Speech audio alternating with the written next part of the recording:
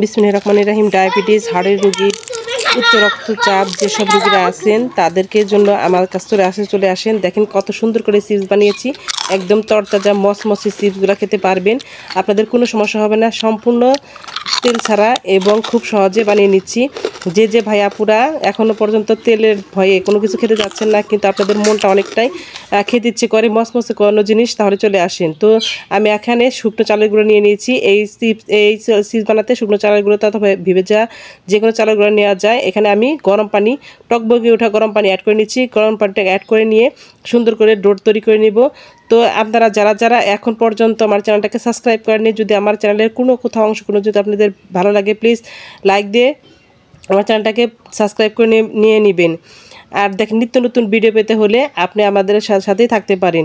তো দেখেন ডোটাকে সুন্দর করে মাখিয়ে মথে নিয়েছি, তারপরে কিন্তু সুন্দর করে লম্বা লম্বা শেপ দিয়ে আমি একটা লম্বা আকৃতির একটা ডো বানিয়ে নিচ্ছি। এইভাবে কিন্তু সবগুলো ডো বানিয়ে নিব। আর একটু গরম বলে আমি একটু আস্তে আস্তে বানিয়ে নিচ্ছি, একটু জড়িয়ে নিচ্ছি, আর একটা সুন্দর করে বানিয়ে নিচ্ছি।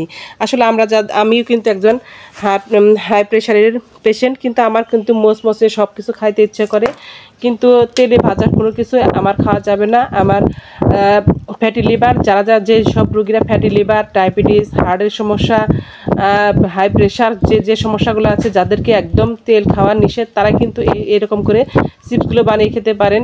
নিজের মনের স্বাদও পূরণ হবে, একদম যে তেলে ভাজা যে চিপসটা আছে তার চেয়েও কিন্তু সুস্বাদু বেশি হবে।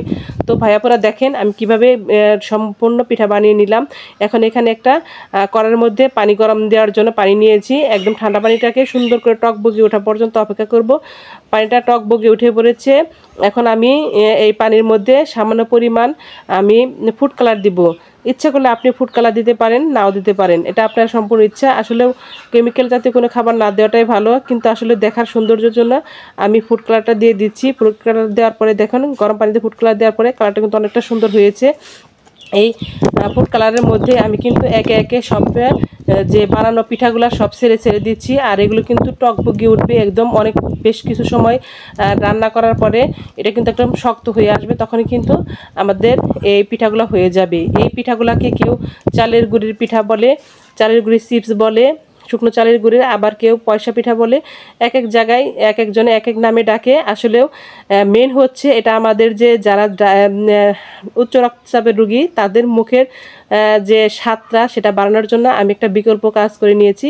এটাই হচ্ছে আমার বিকল্প কাজ, কারণ আমি নিজেও জানি কতটা খেতে ইচ্ছে করে, কতটা মনে হাহাকার করে একটু ভালো কিছু খাওয়ার জন্য, একটু মসমসে কিছু খাওয়ার জন্য, চিপস জাতীয় কিছু খাওয়ার জন্য, কিন্তু মনের সাধ্য থাকা সত্ত্বেও মনের স্বাদটা পূরণ করতে পারে না। এখানে আমার চিপসগুলো সুন্দর করে, পিঠাগুলো সুন্দর করে একদম সিদ্ধ হয়ে গেছে। আমি একে একে সব পিঠাগুলো তুলে নিচ্ছি। এবার আপনারা তুলে নেবেন, তারপর কিন্তু একটু ঠান্ডা হওয়া পর্যন্ত অপেক্ষা করতে হবে। আমি চাচ্ছিলাম যে এই পিঠাগুলো যাতে কেমিক্যালের কোনো অংশ না থাকে, একদম পারফেক্ট যে পিঠাটা সেটাই যেন পেয়ে থাকি, সেজন্য কিন্তু আমি এটাকে সুন্দর করে উঠিয়ে নেওয়ার পরে সুন্দর করে টিউবওয়েলের পানি দিয়ে ভালো করে একটু ধুয়ে নিয়েছি, যাতে হ্যাঁ কালারটা যদি আপনি আরও বেশি কালার চান তাহলে এভাবে রেখে দিতে পারেন। আর যদি আমি খুব একটা কালার চাচ্ছি না, সেজন্য এভাবে রেখে দিচ্ছি। আর এটা কিন্তু আমি একটু ঠান্ডা করে নর্মাল ফ্রিজে 3-4 ঘন্টা রেখে দিয়েছিলাম, তারপর একটু শক্ত হয়েছে। এখন আস্তে আস্তে কেটে নিচ্ছি। যদি বটি দিয়ে কেটে নেই, একদম স্লাইসগুলো একদম পাতলা পাতলা হয়, যত পাতলা পাতলা হবে তত পিঠার স্বাদটা আরও বৃদ্ধি পাবে আর সুন্দর ভাজা হবে। আর আমি কিন্তু সুন্দর করে এটা কেটে নেওয়ার পরে এটা কিন্তু ভালো করে শুকিয়ে নিয়েছিলাম। আর এটা দেখেন একদম শিউলি ফুলের মতো দেখা যাচ্ছে, চারদিকে কমলা কমলা কালার, মাঝখানে সাদা, একদম শিউলি ফুলের পিঠাও বলা যেতে পারে। আর এটা হচ্ছে আমার যে মতামত, সেটা হচ্ছে হাই প্রেশার বা যারা উচ্চ রক্তচাপ বা অন্যান্য সমস্যায় ভুগছে তাদেরকে মানে এই সময় কোনো তো তেল চর্বি জাতীয় খাবার দেওয়া সম্ভব না, তারাই কিন্তু এই পিঠাটা সুন্দর করে খেতে পারেন। এটা কিন্তু আমি একটু রোদে শুকিয়ে নিয়েছি, 2-3 দিন শুকিয়ে নিয়েছি, কিন্তু আসলে ভিডিওটা স্কিপ হয়ে গেছে। এদিকে দেখেন একদম তেল ছাড়া কীভাবে আমি এই চিপসগুলো ভেজে নেই। দেখেন আগে একটু বালুটা ভালোভাবে গরম করে নিয়েছি, তারপরে চিপসগুলো দিয়ে দিয়েছি। আর এখন দেখেন কত সুন্দর করে আস্তে আস্তে সমস্ত চিপসগুলো ফুলে উঠেছে, একদম মসমস হয়ে যাচ্ছে। আর দেখেন কতটা সুন্দর হয়ে উঠেছে। আসলে তেল দিয়ে যে সব খাবার খেতে হবে এমন কোনো কথা নয়। তেল ছাড়াও কিন্তু আমাদের স্বাস্থ্য সুরক্ষার জন্য আমরা তেলের বিকল্প হিসেবে অনেক খাবার খেতে পারি। আসলে আগের যুগে যে দাদি নানিরা ছিল তারা কিন্তু এত তেল ব্যবহার করতো না। গল্প করে শুনতাম তাদের কাছে যে তারা সপ্তাহে নাকি 250 থেকে 500 গ্রাম তেল ব্যবহার করতো, কিন্তু আমাদের দেখেন এক নিমেষে 500 গ্রাম তেল শেষ করে ফেলি। সেজন্য তো আমাদের রোগ ব্যাধির পরিমাণ সবচেয়ে বেশি। এখন সবসময় আমরা এ অসুখ সে অসুখে ভুগতে থাকি, আমাদের এটা খাওয়া নিষেধ সেটা খাওয়া নিষেধ। আসলে যদি আমরা প্রথম থেকে যদি এরকম করে খাই তাহলে কিন্তু অনেক সুন্দর হবে। দেখেন কতটা মচমচে হয়েছে।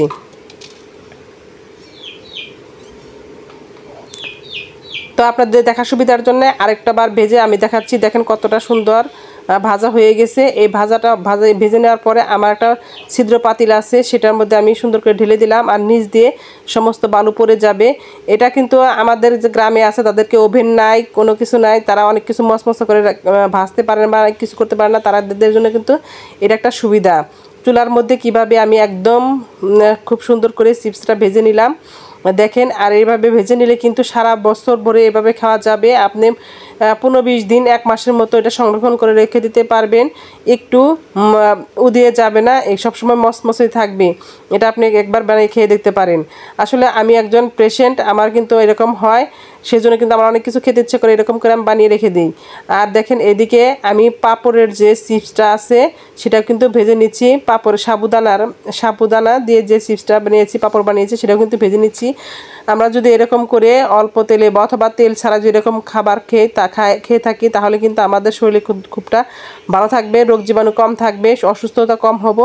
সেজন্য আমি কিন্তু এই নতুন পদ্ধতিটা আপনাদের সাথে শেয়ার করলাম। তার কার কাছে ভালো লাগে দেখবেন। তো দেখেন কতটা একদম মচমচে হয়েছে। দেখেন আমি একটু ভেঙে দেখাচ্ছি আপনাদেরকে কতটা মচমচে হয়ে গেছে।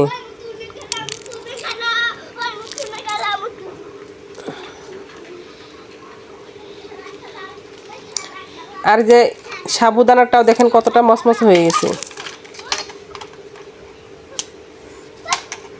একদম বিনা তেলে, তেল ছাড়া এত সুন্দর পাঁপড় ভাজা এবং চিপস বা পিঠা বানানো সম্ভব। তা কিন্তু আসলে আপনারা না দেখলে বিশ্বাস করতে পারবেন না।